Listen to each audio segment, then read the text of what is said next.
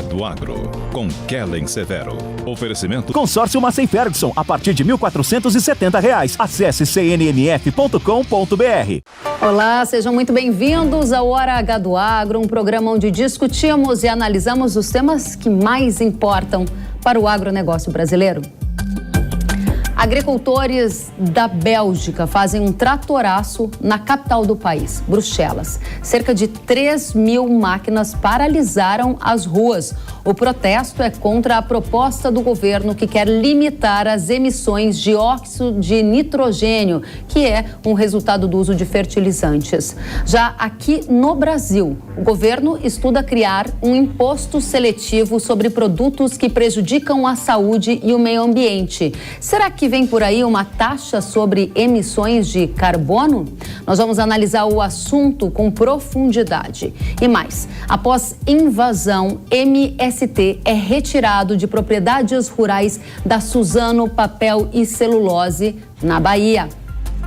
Com escassez de recursos do Plano Safra, o crédito registra juros de mercado ao redor de 18% ao ano. Isso é o que revelou a Federação da Agricultura do Estado do Rio Grande do Sul. E mais, o ministro da Agricultura, Carlos Fávaro, falou em juros mais baixos durante a participação na Expo Direto Cotrijal. Você vai ver também que o México abriu mercado para nossa carne bovina e tem ainda as possibilidades do Brasil virar o maior exportador de milho do mundo em 2023. Será mesmo? A gente vai abordar tudo isso e mais nesta edição que já está no ar. Produtores rurais da Bélgica realizaram na última semana um tratoraço na capital, Bruxelas. Eles protestam contra um plano do governo de limitar as emissões de óxido de nitrogênio, gerado a partir da utilização de fertilizantes em lavouras. O Sindicato dos Produtores Rurais do país afirma que cerca de 3.000 tratores estiveram na manifestação. A entidade disse que o setor rural quer assumir responsabilidades para reduzir as emissões dos gases, mas as reduções precisam ser realistas e viáveis. E disse ainda que o acordo como está irá causar o que chamaram de carnificina socioeconômica no setor agrícola. E não é só a Bélgica, não. Nos últimos meses, diversos países adotaram ou sugeriram implementar ações que fazem parte da Agenda Verde, como uma série de medidas que têm o objetivo de reduzir as emissões de gases considerados causadores de aquecimento global. Um levantamento feito aqui pelo Hora H do Agro revela que pelo menos 7 países adotaram ou tentaram adotar medidas desse tipo nos últimos meses. Para quem nos acompanha pela televisão, ele está enxergando que temos ali Canadá, Bélgica, Dinamarca, Holanda, Sri Lanka, Nova Zelândia, parte ali da União Europeia, França, ou seja, a União Europeia tem liderado também essa discussão e quem acompanha a gente pelo rádio também sabe que há um avanço da Agenda Verde no mundo, representado aqui pela televisão, no mapa que vocês acompanham. Na Dinamarca, agora em fevereiro deste ano, uma entidade do governo sugeriu uma taxação das emissões de gases dos animais. Agora, na Bélgica, além do tratoraço que você viu na última semana, outras regiões estão avançando, como a França. Na França também ocorreram protestos de agricultores. Em fevereiro, a manifestação foi contra a proibição do uso de pesticidas neonicotinoides. Na Nova Zelândia, agricultores protestaram em outubro do ano passado contra uma consulta pública do governo que queria taxar as emissões de gases de animais criados dentro das fazendas. Aí a gente avança para Holanda, porque na Holanda o protesto aconteceu em julho do ano passado. Os agricultores holandeses se manifestaram contra um projeto de redução das emissões de óxido de nitrogênio, com a proposta de redução no uso de fertilizantes e um programa de estatização de fazendas, com a compra de áreas por parte do governo para que essas áreas deixem de produzir alimentos, ou seja, produção agrícola e pecuária, e essas áreas sejam devolvidas para a natureza. No Canadá, também teve protesto. Em julho do ano passado, a população saiu às ruas. O governo estudava reduzir o uso de fertilizantes para cortar emissões de óxido de nitrogênio. Aí no Sri Lanka, o governo baniu a importação de fertilizantes e defensivos químicos, tentando tornar a agricultura do país 100% orgânica. O resultado foi uma queda expressiva na produção agrícola, uma crise política e inflacionária que gerou protestos em massa, a invasão da casa do presidente e a fuga dele do país. Quanta coisa, né? A gente tem memória, vai resgatando o que aconteceu nos últimos meses e chega nessa situação. Aqui no Brasil, a revista Oeste afirmou que o governo estuda taxar as emissões de gases do efeito estufa aqui no Brasil. Vejam só. A reportagem disse que, durante um evento na semana passada, o secretário extraordinário da Reforma Tributária, Bernard Api, citou a possibilidade de um imposto seletivo para setores que têm efeitos negativos sobre a saúde e o meio ambiente. Api também teria citado que, eventualmente, poderia ser usado um carbon tax, que seria um imposto sobre carbono.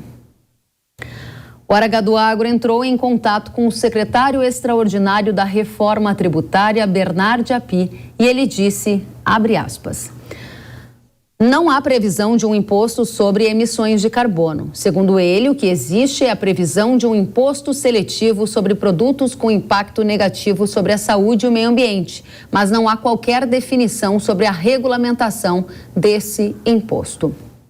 Aí a gente foi adiante e perguntou sobre os possíveis impactos no agro. Bernard Api disse que não há nenhuma lista de produtos agropecuários com impactos negativos no meio ambiente e que o objetivo do imposto seletivo não é tributar produtos agropecuários. Fecha aspas. Precisamos analisar tudo isso e entender se há algum risco da gente ver esses protestos que se espalharam por diversas regiões do mundo acontecerem aqui no Brasil, caso parte dessa agenda seja importada com a mesma premissa de tentar reduzir o uso de fertilizantes nitrogenados para reduzir a emissão de óxidos de nitrogênio, entendendo que esses óxidos causariam efeitos no aquecimento global, que é o que a gente tem observado nessa agenda verde. Além disso, há também um antagonismo em relação a alguns tipos de pesticidas e a produção agropecuária, porque a emissão de gases de animais criados dentro de fazenda também está no foco dessas ações que vocês ouviram agora há pouco aqui conosco, que estão se espalhando pelo mundo. Vamos conversar com quem entende do assunto, Rodrigo Justus, assessor técnico de meio ambiente da Confederação da Agricultura e Pecuária do Brasil. Seja bem-vindo à Jovem Pan, Justus. Obrigado, também. Acompanhe com atenção aí todas essas matérias aí, vamos aí passo a passo, porque tem bastante coisa aí que tem muito conteúdo aí, inclusive de agrotóxico, né? Uma área bem específica também, a questão do carbono.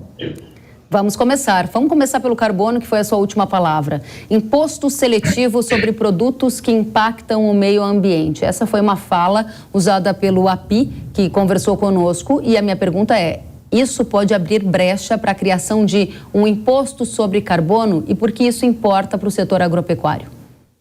Na verdade, importa para toda a sociedade, porque toda vez que nós incluirmos custos de transação, taxas, etc. e tal, em qualquer espécie de produção, seja na indústria ou na agricultura, na parte de alimentos, nós estaremos onerando o consumidor. Hoje o que nós vemos lá, né, na União Europeia, todo esse dilema, e vejam que os produtores na Holanda, eles têm apoio da própria população, né? Nós temos duas questões lá do carbono. Uma é a poluição dos solos pelo nitrogênio, pelo excesso do lançamento de esterco, que nós sabemos que a lotação de pastagem lá na Europa, na Holanda, Bélgica, França, ela é extremamente elevada e aqueles solos, eles acabam por lixiviar, né, todo aquele churume, a parte das fezes, da urina do animal e polui a água. Então a Holanda, ela tem uma guerra, não só pela emissão do carbono, mas primeiramente pela contaminação dos solos, porque está contaminando águas, né? Veja que agora, mês que vem, o governo vai publicar uma lista de 3.000 propriedades que serão fechadas. e os proprietários serão indenizados e o governo vai pagar 24 bilhões de euros a esses produtores que acham que deveria ser muito mais, né? Então, veja a que ponto nós estamos chegando. Então, quando nós criamos taxações sobre qualquer espécie de produção, especialmente a de alimentos, nós estamos fazendo duas coisas. Primeiro, aumentando o preço dos alimentos. E segundo, impedindo aqueles produtores que não têm um bom padrão ambiental de produção e que não fazem uma agricultura de baixo carbono. Na verdade, se eu taxá-lo, eu estou impedindo ele de comprar uma máquina melhor, de usar um insumo melhor, de ter uma tecnologia melhor, porque ao invés de ele investir na qualidade ambiental, ele vai pagar tributo, né? Então, é negativo sobre todos os aspectos essa taxação, né? Nós vimos as palavras aí do secretário. Fico tranquilo após ter ouvido, mas ouvi também, tempos atrás, logo depois da posse do governo, que a ministra Marina Silva falou que a questão da taxação de carbono ela entraria dentro da reforma tributária, né? E nós sempre discutimos aqui a questão do mercado de carbono como um pagamento por serviço ambiental, né? Então nós temos aí um foco de atenção que vamos permanecer ligados aí, até porque tudo isso tem que ser regulado pelo Congresso Nacional, né? Tem que ser feito através de lei. Bom, esse é um ponto bastante importante para a gente poder avançar para os demais. Imposto de carbono, a sua avaliação após ouvir a fala de API, após ouvir a fala de Marina, após entender o contexto do mundo e do Brasil, é que teremos no Brasil uma proposta que preveja o imposto sobre a geração de carbono, ou você descarta essa possibilidade? Qual é a sua avaliação? Pelas palavras do secretário, e que eu vi um dia até um comentário que falava que, assim, que aquilo fosse mal para a saúde, mal para o meio ambiente, deveria começar pelo imposto sobre cerveja e bebida alcoólica. Já deu uma revolta popular, né, sobre o preço da cerveja, né, e depois dos alimentos. Né, pela palavra do secretário, né, nós entendemos que não seria criado especificamente para o agro, né? Mas veja que a tendência é isso impactar o preço dos combustíveis e impactar tudo aquilo que tiver relacionado à siderurgia, né? Tudo aquilo que você tem uma utilização intensiva de energia, né? Principalmente à base de carvão, né? Daí nós teremos assim uma taxação. Nós temos o projeto de lei, o 2148, que tramita hoje no Senado, né? Ele tem a previsão de instituir a cobrança do carbono, mas para apenas empreendimentos de grande porte industriais. Então, a princípio, o agro ficaria de fora. Agora, se eu taxar, por exemplo, a produção da ureia, né? A ureia ela é intensiva em energia. Se eu taxar nesse aspecto o insumo, eu acabo atingindo diretamente o preço do alimento também, né? Porque é um custo de produção agregado.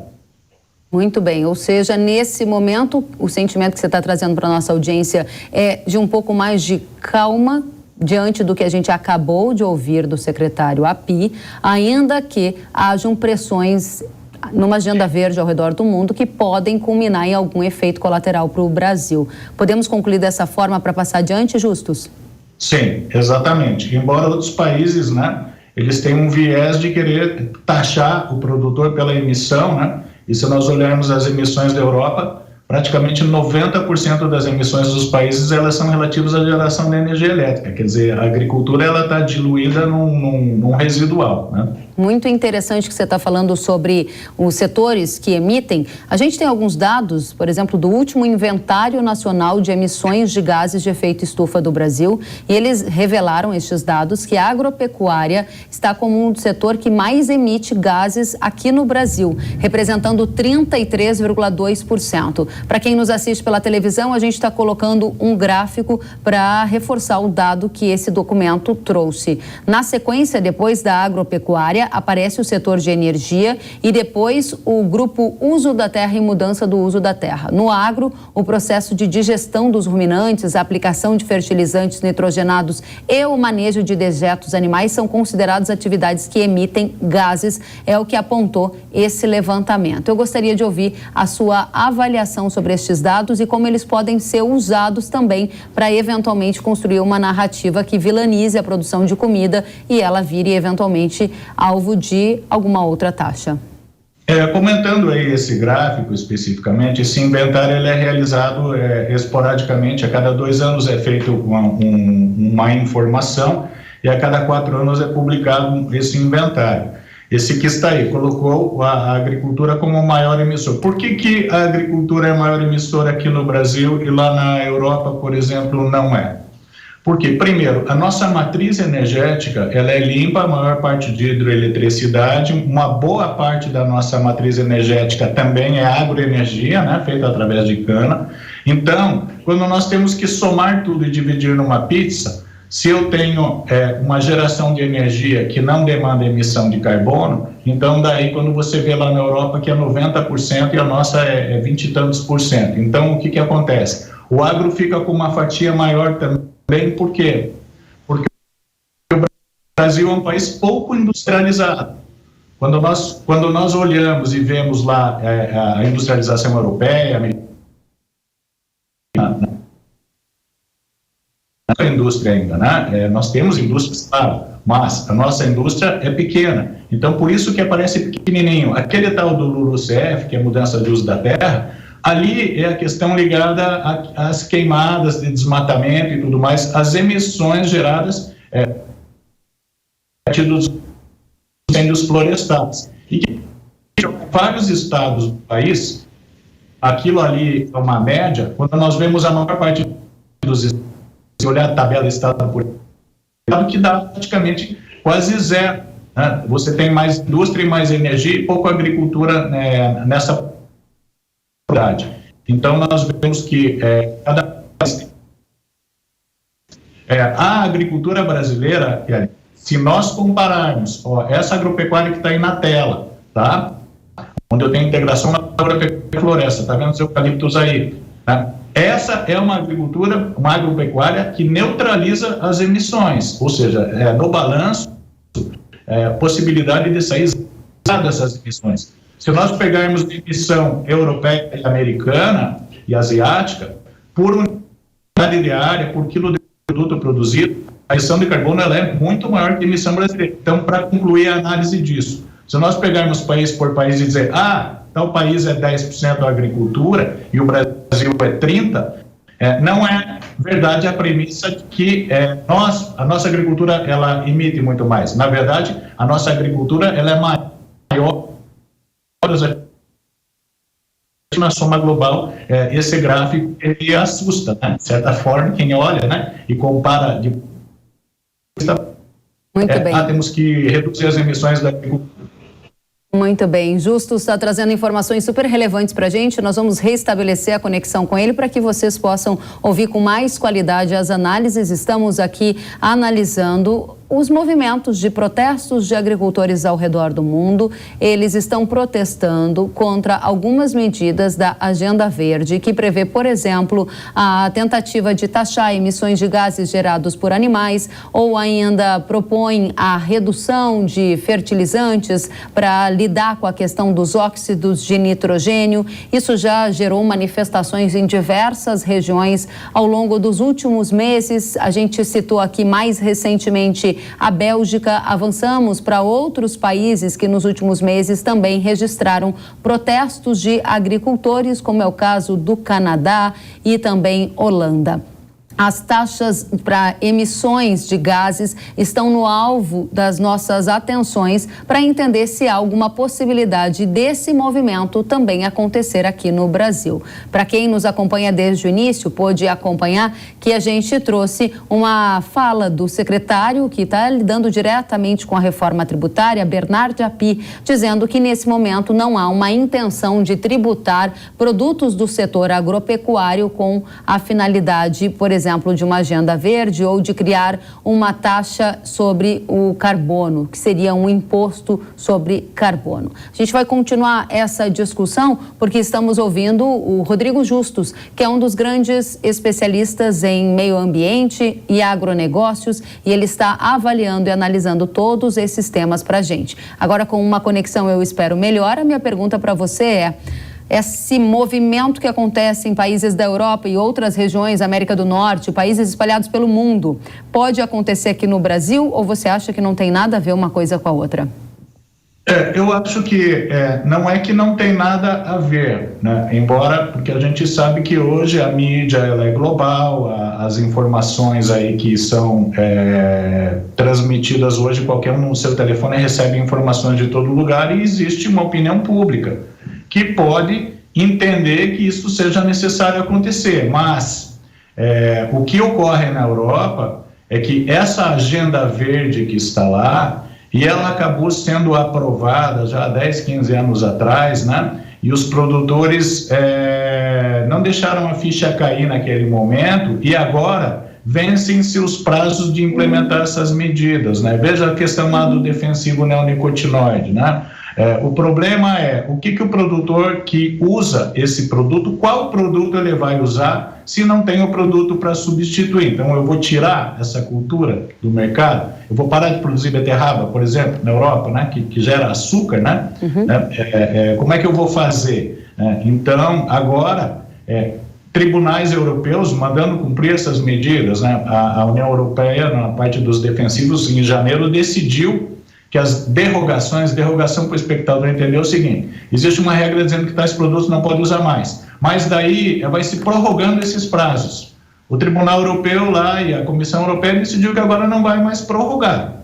Então, inclusive, estão discutindo se vão comprar produtos agropecuários, soja, milho, feijão, leite, etc., de países como o Brasil, que usam esses produtos aqui nessa produção. Então veja que nos atinge, né? Essa agenda europeia, ela nos atinge, né? E fora uma tendência populista de tributar o setor e que a gente sabe, né, que em matéria de política, aquele que tiver melhor na foto, na mídia, acaba levando a opinião pública para o seu lado. Então é preciso que o setor trabalhe para mostrar a diferença e a sustentabilidade que nós temos aqui.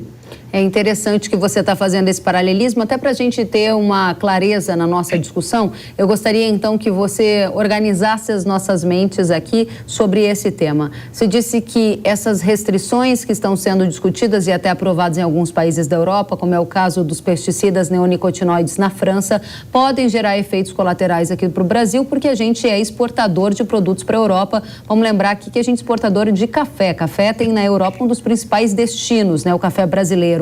Você acredita que poderá haver algum tipo de restrição nesse teor de agenda verde, de uso de pesticidas num futuro breve? Se sim, em relação a qual produto e qual é o impacto esperado?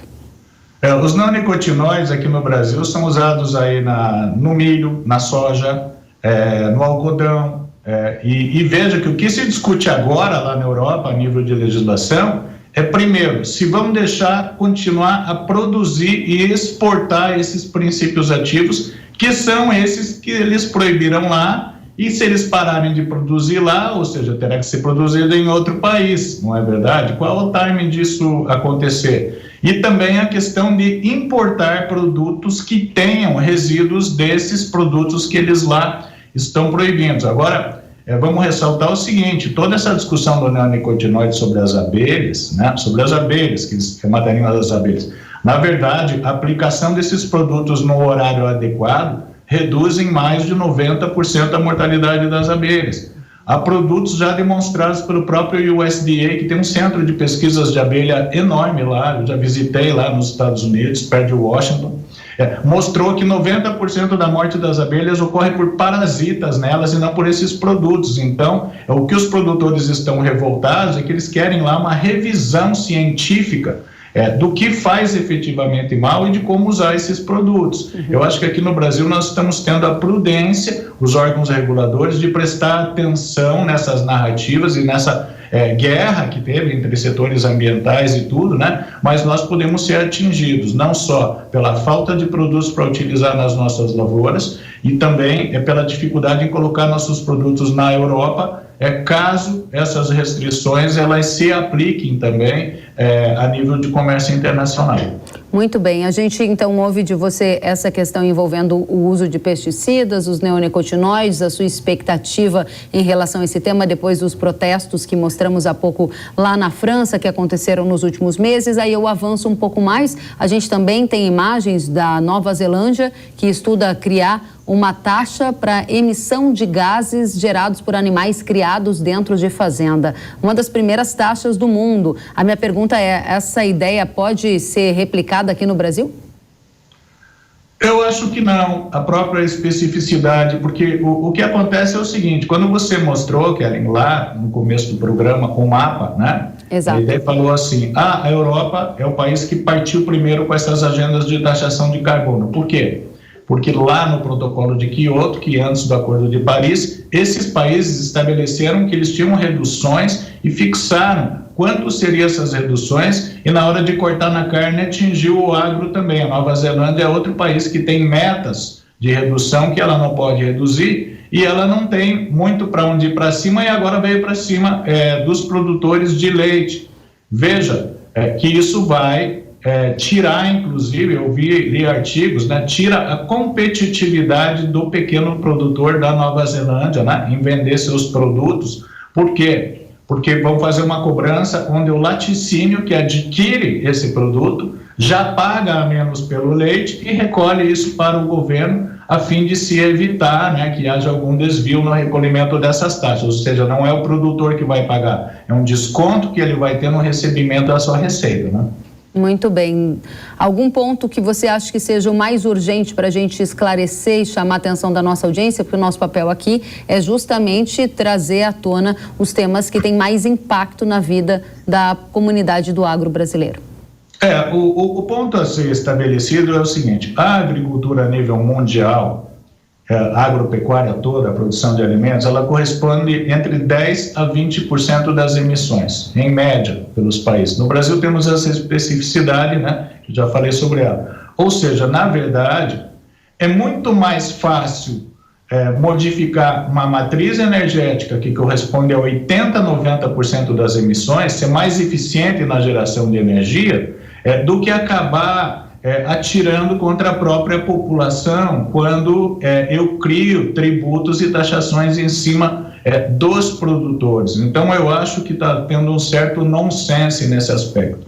Separando que boa parte dos problemas e dessas revoltas de produtores na Europa, elas não se referem especificamente ao carbono, mas à poluição por nitrogenados no solo, o que nós não temos aqui no Brasil, por causa do nosso clima, do plantio direto. A gente faz a gente faz o milho depois da soja, aproveita o bionitrogênio da soja. Quer dizer, a sustentabilidade do sistema tropical, ela não traz nenhuma justificativa para que nós venhamos a impor taxações sobre o carbono ou fazer restrição ao uso de nitrogenados, ao contrário do que estamos assistindo aí na Europa e agora lá na Nova Zelândia, lá na parte da pecuária. Muito bem.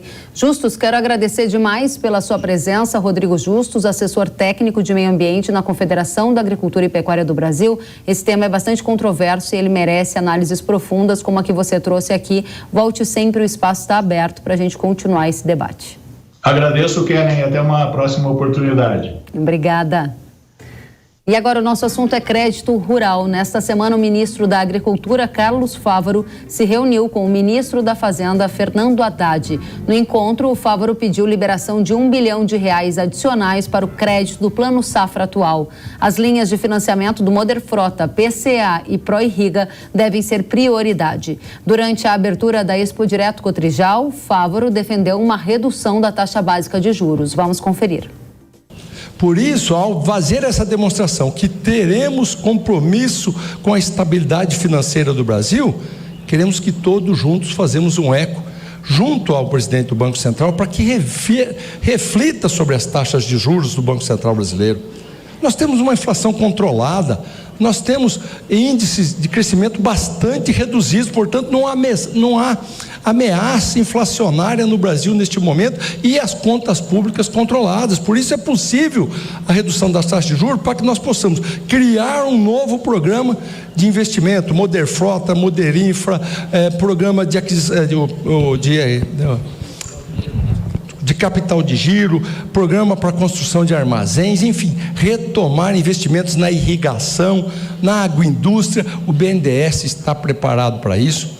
Já temos lá uma linha de crédito sendo estruturada com $5 bilhões com taxas de juros bem mais reduzidas. Claro que tem variação cambial, mas a imensa maioria dos nossos produtores, soja, milho, algodão, tem um hedge natural em dólar. Então essa será uma opção de crédito, que aí a taxa de juros será bem mais reduzida. Não estamos dizendo que não vamos operar linhas de crédito em reais também, ou faremos, mas certamente carece de taxas de juros mais reduzidas.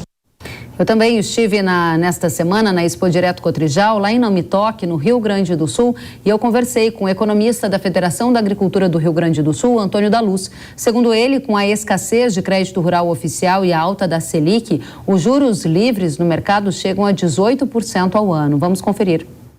Kellen, eu entro nesse portão da Expo Direto há 23 anos, e são 23 feiras.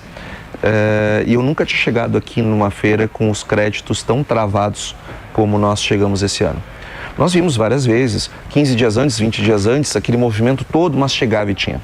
Agora, crédito rural oficial, nós não temos vistos. O que nós estamos vendo, sim, são esforços muito grandes dos agentes financeiros para prover o crédito. Entretanto, recursos livres. Recurso livre quer dizer taxa de juro anual em torno de quanto? Absolutamente livre. Aí vai depender da relação entre o produtor e o agente financeiro, mas para responder a tua pergunta, não deixar sem resposta, 15, 16, 17, 18% ao ano. O que é muito alto. Tem alternativa para conseguir um crédito mais baixo? A alternativa é o BNDES, mas o que nós temos visto é um BNDES bastante travado. Não é de hoje, é verdade. Entretanto, nós temos visto projetos de retiradas de recursos do país para investimentos em outros lugares, enquanto nós temos aqui toda a nossa indústria de máquinas e toda a nossa indústria do agronegócio, um querendo produzir, o outro querendo produzir máquinas, e dependendo do crédito para viabilizar esses investimentos, e os negócios estão bastante travados. O ministro da Agricultura esteve aqui na Cotrijal e ele disse que há espaço para juros mais baixos. Você acredita que o próximo Plano Safra vai ter juros mais baixos? Não. E se o governo forçar a barra, baixando os juros a fórceps, não vai ter dinheiro, vai ter menos recursos ainda. Os agentes financeiros, eles não são bobos. Não adianta querer forçar a barra, aí eu anuncio um juro maravilhoso que todo mundo vai adorar, nós vamos comemorar, mas o produtor vai chegar na hora de tomar o recurso e o agente financeiro vai dizer, não tem mais. Então isso não adianta, nós temos que ter o juro adequado para a situação que nós encontramos. Qual é o juro adequado para a situação que a gente se encontra? Próximo de Selic. Agora, qualquer coisa que seja 6%, 5%, como era quando nós tínhamos uma Selic mais baixa, isso não vai acontecer. Os mercados vão travar e aí nós vamos ficar com menos recursos ainda. É uma ilusão achar que baixar juro sem condições de fazê-lo funciona. A ex-presidente Dilma fez isso. Lembra quando ela forçou os agentes bancários públicos, Banco do Brasil, Caixa, enfim, para baixar o juro a fórceps? A gente lembra o que aconteceu? Geramos uma mega numa inflação, os juros depois explodiram e nesse meio do caminho não tinha dinheiro. Cita para mim as 3 ou 4 principais alternativas que temos para suprir a escassez do crédito rural oficial. Bom, primeiro é o BNDES, não há dúvida, com a sua escassez, os bancos de fomento, BRDE, Badesul, etc. E os agentes financeiros, os bancos e cooperativas de créditos com seus recursos livres. E Kellen, eu acho que vai surgir em breve uma união maior entre setor de investimentos e mercado de capitais. Hoje, o predomínio do financiamento do crédito rural, o produtor às vezes nem sabe, mas quem mais financia o agro brasileiro é o mercado de capitais. Todas as vezes que eu chego numa cooperativa, numa revenda de insumos, numa trading e pego insumos para pagar prazo safra, atrás daquilo tem um CRA, tem uma operação estruturada de crédito no mercado de capitais. Então, nós precisamos ir para isso também para investimentos, porque não dá para ser tudo ou nada. Ou é BNDES, é Modern Frota, é tudo, ou então eu tenho um vazio. Não dá. Nós precisamos ocupar esses vazios com alternativas. Muito obrigada, Antônio da Luz, economista-chefe da Federação da Agricultura do Rio Grande do Sul, a FARSUL. O ministro da Agricultura, Carlos Fávaro, também afirmou que as discussões para a construção do Plano Safra 23-24, que entrará em vigor em julho, já foram iniciadas. Segundo o ministro, o Programa de Agricultura de Baixo Carbono, chamado de ABC, será a linha mestra do crédito rural da próxima safra. E integrantes do Movimento dos Trabalhadores Rurais Sem Terra foram retirados das 3 propriedades da Suzano Papel e Celulose, invadidas em 27 de fevereiro. Cerca de 1.500 famílias estavam acampadas nas áreas. A Polícia Militar realizou a ação em cumprimento à reintegração de posse determinada pela Justiça.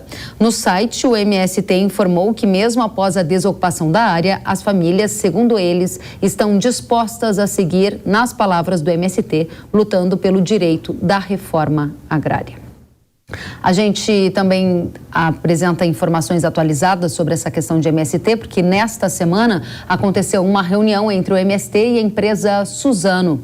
O encontro teve a participação do ministro do Desenvolvimento Agrário, Paulo Teixeira, do INCRA e também do governo da Bahia. O Ministério do Desenvolvimento Agrário anunciou a criação de uma mesa de negociação para a retomada do diálogo entre o movimento e a empresa. Isso porque o MST alega que a Suzano deixou de cumprir um acordo feito em 2011 para assentar famílias na região. Uma nova reunião entre MST e Suzano está agendada para o dia 16 de março.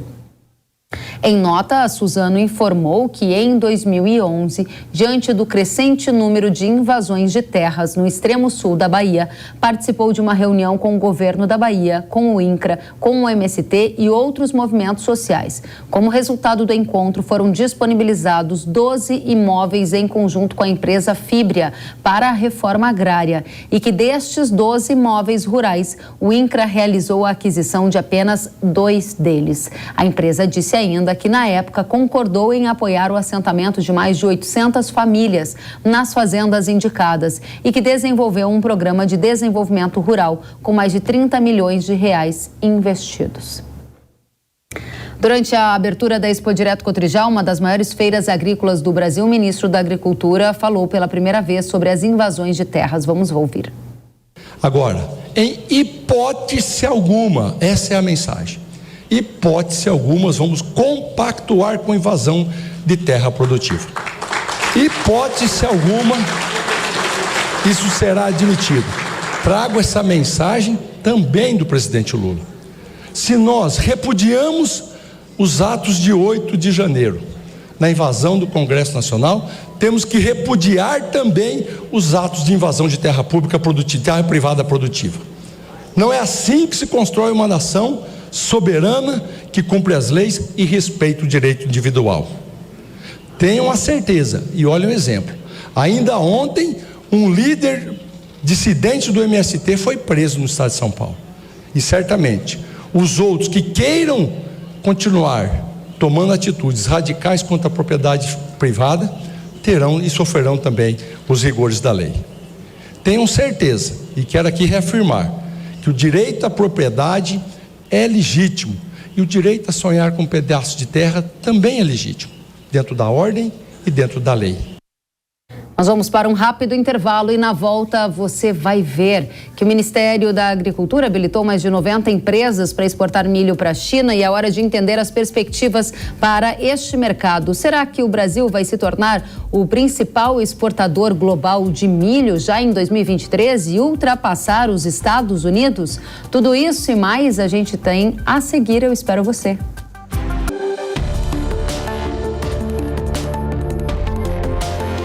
Hora H do Agro, com Kellen Severo. Sabia que o Brasil é um dos maiores produtores de soja e milho no mundo? Esse mercado movimenta mais de 70 bilhões de dólares anualmente e tem muitas oportunidades. Com o curso de comercialização de soja e milho da NIL, você aprende a negociar preços em bolsas internacionais e proteger seu capital. O professor João Birkan tem mais de 60 anos de experiência e vai te ensinar como ganhar dinheiro no agronegócio. Garantir uma taxa melhor do dólar para daqui a 12 meses. Esse curso é ideal para você que quer trabalhar com trading de soja e milho no mercado financeiro e para você que é produtor e quer potencializar os lucros com sua safra. Ingresse no setor que mais cresce no Brasil. Acesse nilcursos.com.br e inscreva-se. O Consórcio Nacional Massey Ferguson está no mercado desde 1981 e já entregou mais de 70 mil máquinas que impulsionam a produtividade do agronegócio no Brasil. Agora, o CNMF apresenta o Grupo 377, com benefícios exclusivos para você, produtor rural. Até 10 anos para pagar, sem juros, sem taxa de adesão e planos com parcelas reduzidas a partir de R$ 1.470. Gostou e quer saber mais? Consulte um especialista através do site www.cnmf.com.br.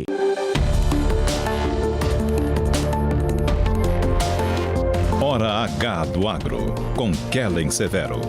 Estamos de volta com o Hora H do Agro aqui na Jovem Pan News. Nos 2 primeiros meses deste ano, mais de 90 empresas foram habilitadas a exportar milho para a China. Com isso, dados do Ministério da Agricultura revelam que a lista de companhias liberadas a exportar o produto ao país asiático já passa agora de 400.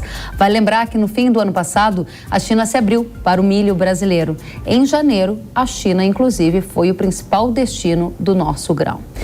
E agora é hora da gente saber, será que o Brasil vai se tornar o primeiro exportador de milho do mundo e ultrapassar os Estados Unidos já em 2023? Para trazer essa e outras respostas, a gente recebe a Daniele Siqueira, analista de mercado da AG Rural. Seja muito bem-vinda, Daniele. Obrigada, Kellen. Pergunta é essa, né? A gente viu as habilitações de novas empresas para exportar para a China. A China começou recentemente a comprar milho do Brasil e já tomou a dianteira, pelo menos em janeiro foi assim. O Brasil vai se tornar o primeiro exportador global de milho em 2023? O Brasil deve ser o principal exportador de milho em 2023, à frente dos Estados Unidos, mas mais por uma questão conjuntural. Os Estados Unidos, eles têm feito exportações muito lentas, estão com preços pouco competitivos devido a uma questão dos produtores que têm segurado o milho para deixar para vender depois. Então, os preços deles ficaram altos e o Brasil acabou exportando mais milho ainda do que já deveria exportar, né, nos últimos meses de 2022, agora no começo de 2023 também. E aí, a gente vai voltar a exportar agora com força só a partir de julho, quando entra a safrinha. Então, se a safrinha vier cheia, aí sim a gente tem muita chance de ser o maior exportador de milho do mundo, à frente dos Estados Unidos nessa temporada, mas depende de quanto a gente vai colher na safrinha. Aí, se a gente for o primeiro exportador mundial de milho nesse ano, significa que o Brasil vai estar nesse posto nos próximos anos? Não necessariamente. O Brasil já foi o maior exportador de milho do mundo na temporada 2012-13, quando os Estados Unidos tiveram uma grande quebra de safra. Então, também foi um momento conjuntural em que o Brasil ocupou esse posto. Depois, os Estados Unidos voltaram a ocupar esse espaço. Nos próximos anos, eu acredito que a gente vai ter ali uma dança das cadeiras entre Brasil e Estados Unidos nesse primeiro posto. O Brasil vai acabar se consolidando como o primeiro exportador, mas não vai ser assim já imediatamente, porque agora em 2023 é mais uma questão conjuntural que faz o Brasil exportar mais do que propriamente um avanço tão grande assim para tirar os Estados Unidos de vez desse posto de maior exportador. Eu gostei que você usou pelo menos 2 vezes a palavra conjuntural e ainda disse nesta temporada, salientando que a sua visão é uma visão que aponta para as condições que temos agora e existe essa possibilidade do Brasil ser o primeiro exportador global de milho em 2023. Mas você também colocou um condicionante, se a safrinha for cheia. Aí a gente entra num outro lugar para entender a sua previsão para a produção e como é que está o andamento para o plantio da safrinha, porque eu sei que muitas áreas já perderam a janela ideal de semeadura em função do atraso na colheita da soja. Você pode detalhar isso para a gente, Dani? Sim, a nossa estimativa de produção da safrinha aqui na AG Rural para a safrinha 2023 do Brasil é de 96 milhões de toneladas, seria uma produção recorde, mas essa produção é baseada, por enquanto, em linha de tendência de produtividade, não é ainda com base em condições de desenvolvimento da safra. Isso a gente começa a fazer a partir de abril. Então, como o plantio tem sido feito com atraso, especialmente no Mato Grosso do Sul e no Paraná, no oeste do Paraná especificamente, esse atraso muitas vezes faz com que a safrinha tenha perda de potencial produtivo devido a problemas climáticos mais à frente. Isso a gente vai conseguir avaliar depois. Não é uma condição automática de quebra de safra, o plantio fora da janela, mas não é um começo ideal. Então, por enquanto, safra recorde com base em linha de tendência, mas vai depender muito do clima aí nos próximos meses, até a definição da safra em junho. Qual é a fotografia que você tem hoje do plantio da segunda safra de milho no Brasil? Nós temos um plantio já praticamente finalizado no Mato Grosso, foi feito também um pouquinho depois da janela, mas nada muito grave. Mas nós temos ainda um grande atraso no Mato Grosso do Sul, um atraso bastante expressivo também no Paraná. O Mato Grosso do Sul é o estado que mais nos preocupa, é um estado que ainda tem janela até o dia 10, né, ou até o dia 15 de março, dependendo da região, mas que vai acabar plantando uma área bem consideravelmente acima do normal depois da janela, e isso nos preocupa. Muito bem, então a Dani já trouxe para a gente expectativa de que sim, o Brasil pode se tornar o primeiro exportador de milho do mundo em 2023. Isso está condicionado a um volume de produção da segunda safra, está com atraso de semeadura, ainda há uma projeção da AG Rural de produção recorde ao redor de 96 milhões de toneladas apenas para a temporada de inverno no Brasil. A exportação vai atingir qual volume a partir dos dados que vocês projetam com o cenário de hoje? Se nós tivermos uma safrinha cheia, é possível que o Brasil faça uma exportação dentro do ano civil, do ano calendário de 2023, superior à exportação que nós fizemos em 2022, que foi de 43 milhões de toneladas. Então, a gente pode chegar a 46, 47, isso vai depender de alguns fatores, mas seria novamente uma exportação recorde. Se nós olharmos a expectativa do USDA, que faz uma estimativa com base no ano safra, março, fevereiro, ele trabalha com 50 milhões de toneladas, o que é possível também dentro desse calendário que ele usa. Mas, como eu disse, vai depender mesmo do tamanho da nossa safrinha. Ao redor de 50 milhões de toneladas é algo que te dá conforto para afirmar nesse momento, é isso? Entre 45 e 50 seria um bom número. 45 e 50. Agora, Dani, as exportações brasileiras de milho, elas estão em um ritmo acelerado. Pelo menos em janeiro, de acordo com a Conab, o volume embarcado foi 126% maior do que no mesmo período do ano passado. E tem alguns profissionais de mercado agro indicando que o Brasil alcançará, então, esse lugar dos Estados Unidos, assim como você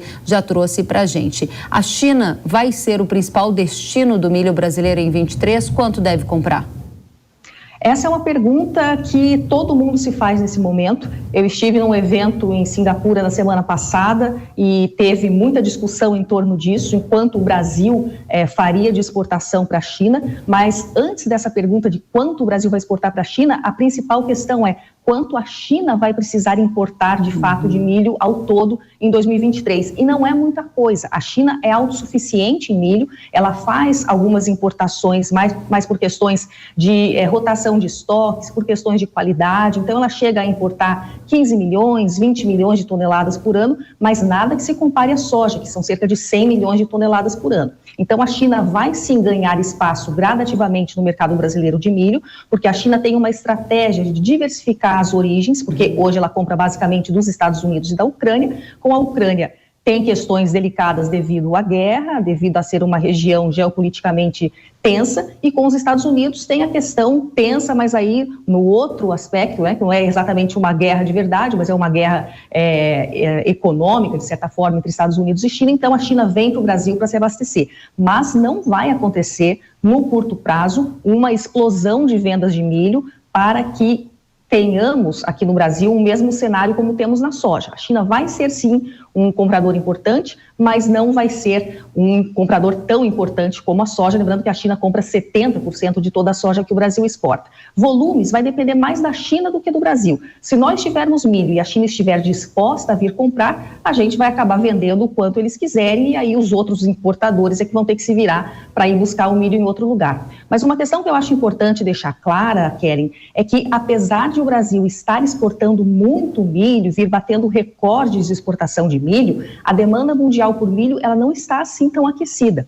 O que aconteceu, principalmente em 2022, mas agora no começo de 2023 também, houve ali uma dança de cadeiras entre os principais exportadores do mundo, que são Estados Unidos, Brasil, Argentina e Ucrânia. Esses outros 3 exportadores, além do Brasil, por uma série de motivos, reduziram as suas exportações e o Brasil tomou espaço desses outros exportadores. Se a gente somar as exportações dos 4 países, elas são praticamente iguais às feitas em 2021 e 2022. Por isso que eu falei que é um momento conjuntural que faz com que o Brasil se torne o maior exportador de milho. Mas não é que a demanda esteja muito forte. E por que não está muito forte? Porque o milho em dólares está muito caro. O milho entre 6 e 7 dólares por bushel em Chicago É um milho muito caro, especialmente para os consumidores asiáticos, que são países, tirando a China, tirando Japão ou Coreia, mas tem muitos países ali que têm dificuldade de comprar milho tão caro. Por isso a gente passa até por um racionamento do consumo. Então é bem bom deixar isso claro. A gente está exportando muito, mas não é porque a demanda mundial esteja assim tão forte, não. Excelente, Dani. Eu volto com você em um segundo. A Companhia Nacional de Abastecimento, a Conab, reduziu em 700 mil toneladas a projeção de safra de grãos do Brasil. Esse número é resultado da quebra de safra no Rio Grande do Sul, que sofreu com uma forte estiagem. Agora, a Conab projeta uma produção de grãos no Brasil em 309,8 milhões de toneladas, um volume recorde. Aí, Dani, a gente volta com você para entender esse cenário, né, de milho no Brasil. Você dizia que é uma questão conjuntural, já falou para a gente que a janela de plantio foi bastante prejudicada em algumas áreas. Mato Grosso do Sul é sua principal preocupação. Você acha que a Conab está calibrando isso nas projeções que traz para a safra de milho nacional? A Conab ainda passa por um momento de fazer estimativas preliminares, né? Porque a gente precisa que a safra esteja plantada para daí poder fazer a substituição das linhas de tendência de produtividade por estimativas de produtividade que de fato são baseadas nas condições das lavouras. A gente faz isso aqui na G-Rural, outras consultorias fazem isso, a Conab faz isso, o USDA faz isso, é o protocolo. Agora, eu acho que esse pequeno aumento que a Conab fez na safrinha de milho nesse relatório dessa semana, ele foi um pouquinho estranho porque ele foi baseado principalmente no aumento de produtividade do Paraná. Então, talvez tenha sido só ali uma calibragem de um número que talvez não estivesse tão correto por parte da Conab antes, e eles fizeram o ajuste agora, mas não seria algo que se justifique, já que o Paraná está plantando com atraso, então a gente não seria um momento de dizer a produtividade vai ser maior. Mas assim, nos números da Conab não tem nada ainda que reflita nem o impacto do atraso, porque é impossível mensurar esse atraso ainda, e nem o que vai acontecer com o clima depois. Então tem que acompanhar os próximos relatórios aí para ver o que acontece. Muito bem, vamos para um próximo relatório então. O Departamento de Agricultura dos Estados Unidos divulgou um novo relatório de oferta e demanda. Devido à seca que atinge a Argentina, o USDA fez um corte expressivo na projeção de safra do país vizinho. Para se ter uma ideia, a produção de soja foi reduzida em 8 milhões de toneladas, saindo de 41 para 33 milhões de toneladas. Já de milho, teve queda de 7 milhões de toneladas, saindo de 47 para 40 milhões de toneladas.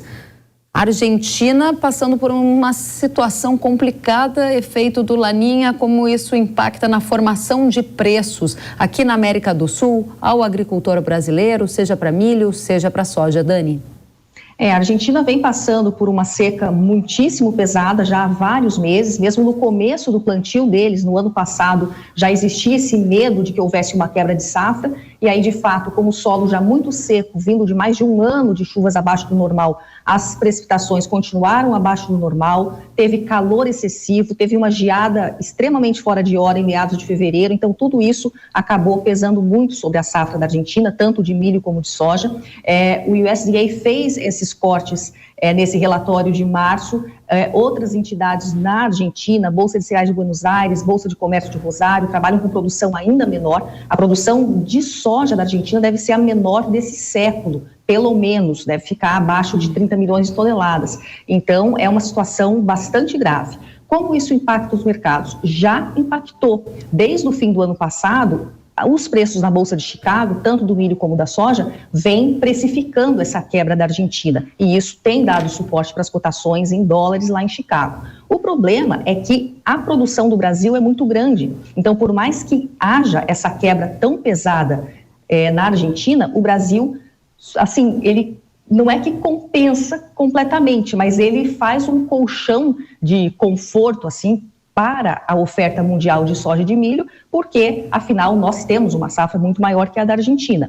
Agora, isso não tem tido efeito, essa confirmação agora, finalmente, da quebra da Argentina, não tem feito os preços subir. Primeiro, porque eles subiram lá atrás, então já está precificado, e segundo, porque, especificamente aqui no Brasil, nós temos uma pressão ainda maior da entrada da safra via prêmios de exportação negativos, porque é uma safra muito grande, e também porque a demanda não está tão forte. Novamente, nós temos, no caso da soja, do milho também, que eu falei agora há pouco, mas especificamente da soja, nós temos também uma demanda que está enfraquecida, porque a soja em dólares está cara. Então, o que acontece é que se a safra da Argentina quebra 20 milhões de toneladas, esses 20 milhões de toneladas não serão transferidos automaticamente para Estados Unidos e Brasil suprirem esse vácuo deixado pela Argentina. O que acontece é uma retração do consumo mundial, porque o preço fica alto. Então, claro, o Brasil é beneficiado, os Estados Unidos são beneficiados por uma safra menor na Argentina, mas o consumo também se retrai e isso faz com que os preços não subam tanto assim como a gente esperava.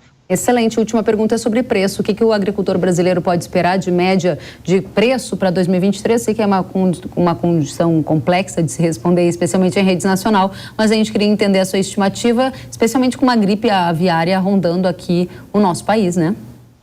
Média é sempre muito complicado, a gente nunca faz previsões para o ano inteiro, normalmente a gente trabalha com trimestres aqui para os nossos clientes. O que a gente tem observado já há vários meses e feito alertas em relação a isso é a pressão não só da entrada da safra de soja do Brasil no mercado, mas da comercialização muito lenta. O Brasil está com um pouco mais de 30% da safra 22-23 de milho comercializada. Isso é a mais baixa comercialização desde a safra 2005-2006, que foi quando nós começamos a fazer as estimativas. Claro que em volume isso é maior, mas o percentual chama muito atenção. E isso, em algum momento, essa soja vai entrar no mercado. Vai haver uma pressão de venda por parte do produtor, e isso vai fazer com que os preços caiam ainda mais. E não tem muito o que fazer, né? Quem não vendeu antes agora vai ter que passar um pouco por esse processo de preços mais baixos. Quem puder fugir dessa boca de safra, desse período mais pesado de vendas que a gente deve ter nos próximos meses, fuja, né? Deixa para vender um pouco depois. Temos aí os Estados Unidos começando a plantar a safra deles daqui a pouco, não devem aumentar a área de soja, se aumentarem vai ser muito pouco, então sempre vai ter uma possibilidade de um rally climático ali em julho, em agosto, para vender um pouco. Mas nesse momento a gente não está muito positivo com os preços da soja, não. No caso do milho, a gente tem visto uma exportação super firme do Brasil, seria até de se esperar que os preços estivessem mais altos, mas se a gente olhar os preços do milho nos últimos 6 meses, eles estão praticamente lateralizados aqui no Brasil. Então, por mais que a gente tenha vendido muito, esses preços não conseguiram subir por uma série de fatores. Podemos ter uma melhora, caso haja quebra da safrinha, mas isso, claro, a gente nunca quer que aconteça, né, uma quebra da safrinha, mas vem safra maior nos Estados Unidos aí, então é complicado apostar também em preços muito mais altos caso a safra deles venha cheia.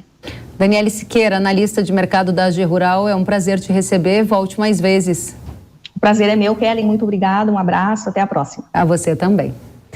E nesta semana o Ministério da Agricultura participou de uma reunião com a China para falar sobre a retomada das exportações de carne bovina ao país após a confirmação de um caso atípico de vaca louca. O objetivo do encontro era agilizar esse processo para que a gente volte a embarcar. Os chineses ainda não liberaram a retomada dos embarques. Em entrevista, o ministro da Agricultura, Carlos Fávaro, citou que o governo chinês agora é no tempo deles. A bola está com eles, disse o ministro da Agricultura. Ele revelou que a China está na fase de análise final sobre o caso e não descarta que alguma outra informação seja demandada.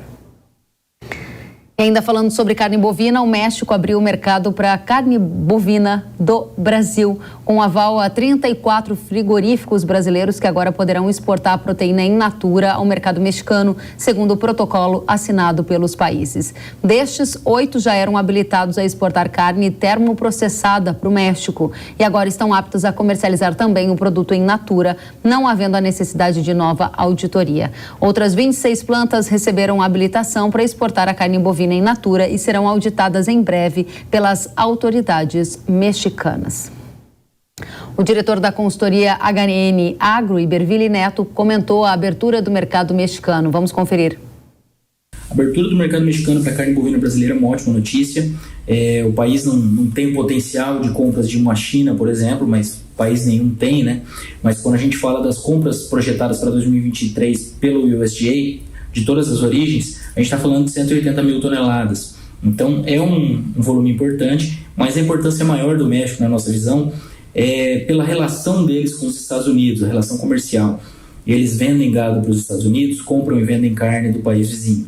Então, como os Estados Unidos estão na fase de alta de preços do ciclo pecuário lá, a oferta de gado está em queda, isso pode fazer com que eles mandem menos carne para o México, comprem mais carne do México, e isso pode abrir mais espaço para as compras mexicanas em 2023. Até o controle da inflação foi um dos motivos citados pelo governo mexicano como os motivos pelos quais a carne bovina brasileira vai passar a ser recebida no país. E quando a gente pensa em inflação, a gente pensa que a inflação também está incomodando os Estados Unidos. Por isso eles estão subindo as taxas de juros e o dólar tem se valorizado. O dólar valorizado acaba fazendo com que a carne americana fique mais cara para fora. Isso é mais um motivo que pode fazer com que eles vendam menos para o México ou comprem mais do México. E que abre mais espaço para carne bovina de outras origens, incluindo o Brasil. O Hora H do Agro fica por aqui. Até a próxima semana. Tchau.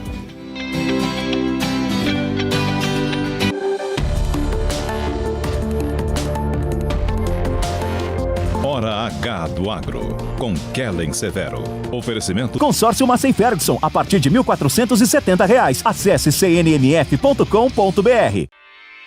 Realização Jovem Pan News.